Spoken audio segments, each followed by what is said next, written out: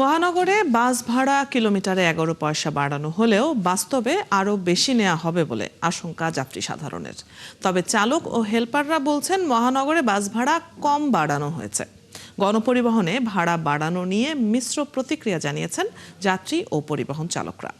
আরও জানাচ্ছেন মোহাইমিনুল খান অপু।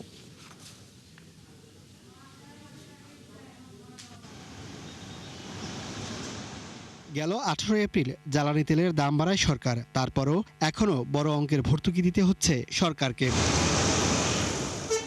ডিজেলের বর্ধিত দামের সাথে সমন্বয় করে গণপরিবহনের ভাড়া কিলোমিটারে 11 পয়সা বাড়িয়েছে সড়ক পরিবহন মন্ত্রণালয়। সবার সাথে মিটিং করে যারা এই সেক্টরে যুক্ত 11 পয়সা পার কিলোমিটার বাড়া না সমন্বয় বলবো আমি সবসময়ের জন্য একটা সিদ্ধান্ত নেওয়া হয়েছে। তবে পরিবহন চালকদের দাবি ঢাকা মহানগরে কিলোতে 11 পয়সা বাস ভাড়া বাড়ানো কম হয়েছে।